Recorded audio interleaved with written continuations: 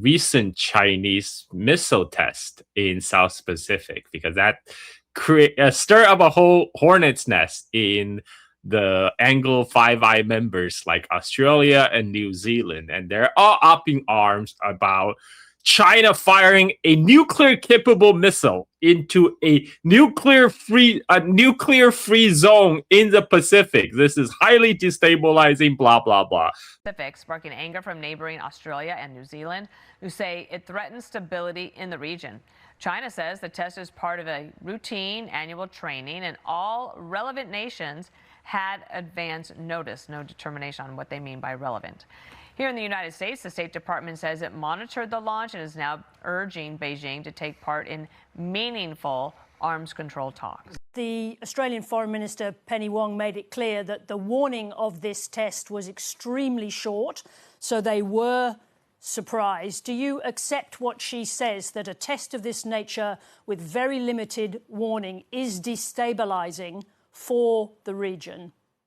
No, not at all. I think China follows international protocol in notifying countries of concern for this testing. And I think Australia should be grateful that China give Australia the courtesy of advance notice about the testing, about the flight details, etc. And I hope China and Australia will really get along with each other, not only as two very large economic trading partners, but also more and more sharing and coordinating on political matters or even geopolitical matters. But I never heard them saying a peep about the U.S. testing of missiles in the same area. I actually went back to counted the number of times that China has done missile tests in South Pacific from the beginning of human history till now. I counted total of 3 times when China performed missile tests in South Pacific. One in the early 1980s, it's a ICBM test. The last one was in 2024, and now this one. A total of 3 tests. Now, United States have conducted hundreds of tests in the same area from 1965 to the present, and it's involved mostly ICBMs and also sub-launched missiles. So never a peep from Australia or New Zealand. What's your take on this, Dr. Powell? Look, when these countries get serious about nuclear submarines, potentially carrying nuclear weapons, or American bombers that might be carrying nuclear weapons landing in Australia, but the Australian government not being willing to demand to know whether or not they in fact have nuclear weapons on board. Well, if they actually got serious about those issues, then you might take the expressed concerns about China's missile test a little bit more seriously. But it is clearly a fairly large dose of hypocrisy at work. And in today's hypersensitive geopolitical theatre, it's of course what you'd expect, but it's hard to take it particularly seriously. What I think is actually more serious is who the message was really intended for and what the message was. The message wasn't intended for New Zealand or Australia, let alone the small island nations of the Pacific. The message is to the United States. Because at the end of the day, the security or the insecurity environment, if you're looking at things from Beijing's point of view, in the Western Pacific is all about American pressure, military pressure through its network of bases in the Western Pacific aimed at containing China. What this missile test demonstrated was, firstly, that China has the ability to deliver a long-range intercontinental strike as a second strike capability. That's an important point to ram home to military planners on the other side who will not mistake the signal. Serious people in the business of defense planning not the shrill people, at the top of the department, but the people who actually operationalize plans, actually understand what the signal is. And that is that China has a genuine second strike capability. It can hit back even if it got struck first, which is a very significant piece of nuclear deterrence. It's part of the nuclear deterrence trifecta. That's the first thing. The second thing, Carl, is that it sent the signal that if the Americans believe that a conflict or a war with China, against China, around the question of Taiwan or the South China Sea for that matter, is something that can be geographically contained, such as the war in Ukraine is contained to Ukraine, or you can contain the war in the Persian Gulf to the Persian Gulf. If the Americans think that they can somehow once again engage in a war on someone else's front doorsteps, thinking that mainland United States cities and towns are somehow immune from all of that, and that at some point the Americans can pack up and go back home, having left a mess behind, well, they will be sorely mistaken, because this capability reminded people that there will be no geographical containment if the Americans sought to prosecute a war against mainland China. That this will be a war that will see American mainland infrastructure targeted. Forget about Guam. Guam is inside 20 minutes or thereabouts at Mach 10. Hawaii is within reach. But so is New York, and so is Los Angeles, and so is Washington, D.C., and every other major city on the American mainland. This isn't a threat. It is a pointed reminder that this is not a war that the Americans should be contemplating lightly if they think they can get away with a war in someone else's part of the world and not be affected themselves. The last lot of people that this little test was meant to explain some or remind people of some realities to are, of course, the folks sitting in Manila, Tokyo, Seoul, and Taipei.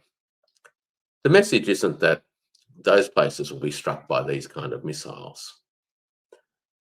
The message to them is to fully understand that because the Americans understand that mainland America would be targeted in retaliation for any attacks on China, that none of these countries should expect the United States to come to their aid or to defend them.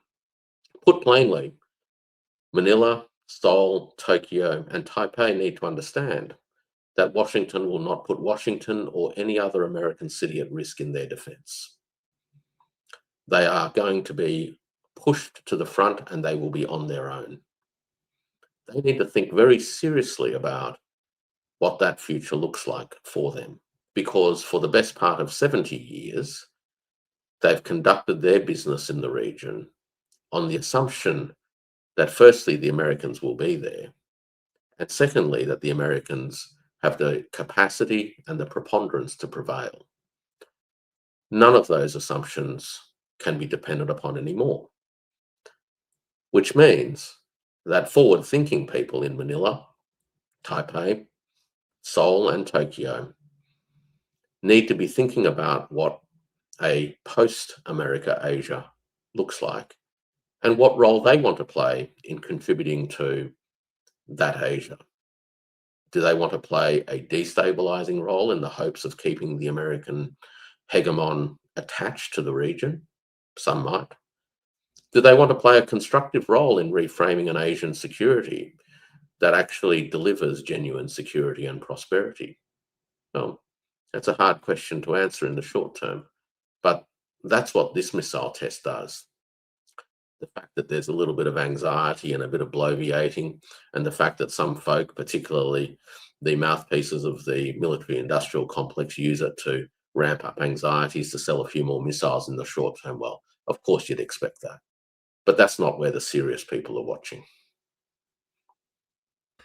Exactly. And speaking of missiles and rockets, China just recently landed China became the second nation on Earth to land successfully a reusable Long March 10B booster. So after SpaceX and more recently Blue Origin, now China possess the capability to recycle, recapture its rocket boosters. This is a big news. I mean, to think that China, I see a lot of copiums on social media saying, "Oh, China this is another intellectual property theft." How many spies in China carry out this stealing of the design, which is totally unserious because the China rocket recapture design is a radically different one from the one that's used by Elon Musk. Elon Musk has two designs for the Falcon 9. They have a lander that do vertical landing, and then they have the chopstick designed to catch the Starship. Whereas China using these nets on ocean, and they readjust the cables, you're able to catch the booster. Completely different design. But again, there's a lot of American copium. But at the end of the day, all these copiums amount to nothing, because it's all about capability, as you say about the Chinese missile test over South Pacific. At the end of the day, it's about capability, what capability you possess. Now, China also possess the capability to recapture its rocket booster, which will significantly make it cheaper to do satellite launches. This is one area China still remains behind United States, particularly behind SpaceX. SpaceX did have a 10-year lead, but but whenever China does something, whenever China figure out something, they always very quickly figure out to commercialize it and commodify it to make it significantly affordable. And I think that's what's going to happen here. And I think that's a lot of the copium belies kind of the deep American anxiety of China catching up. What is your take on that, Dr. Paul? Look, only two things. Three things. Firstly, I think you and TP Huang did a great show on this not that long ago, right? So folks should, if they actually want to get into this properly, go and have a look at that. The two things I'll say very quickly is, firstly, on the commercialization front, it will be a commercial competitor to SpaceX. And it's probably worth noting that after its debut on the NASDAQ, SpaceX's market cap has dramatically plummeted. That may or may not be a remark on the company itself, but all I'll say is that it resembles a pump and dump scheme almost perfectly. That's the first thing. The second thing, though, I think, from a geopolitical perspective and a capability perspective, is exactly as you say. It reduces the cost and increases the frequency at which China is going to be able to launch satellites. And this is critical because, from China's point of view, it is still well short of where SpaceX is in terms of the number of satellites in orbit, and that ultimately does affect the ability of China to, run the kind of defense architecture that would rely upon, satellite communications and satellite-based imaging, right? So this is very significant. Arguably, there are two domains where China would view itself, I think, as still being behind in a way that has some material significance. One is satellites and the ability to launch them. That's been resolved insofar as solving this recapture problem. The second one is submarines, and we don't need to get into that today. But I think that China has also been, of course, investing substantially both in its own submarine capabilities, but also in all sorts of technologies to improve its ability to detect American nuclear submarines, traipsing through the ocean. So on both of those fronts, Beijing, I think the realistic people in Beijing would recognize that there is a capabilities gap that needs to be bridged. Washington, of course, will be seeking to make it more difficult for that bridge to be gapped, either by continually improving its technologies, debatable. That seems to be something that Washington doesn't seem so committed to these days. Instead, it seems to be more committed to a Tonya Harding style strategy, which is to try and trip others up. Yeah, look, I think it is a tremendously significant thing, not just for China, actually, but for countries around the world that have long been denied the ability to launch their own satellites for their own purposes. And, for the global south, this is fantastic news.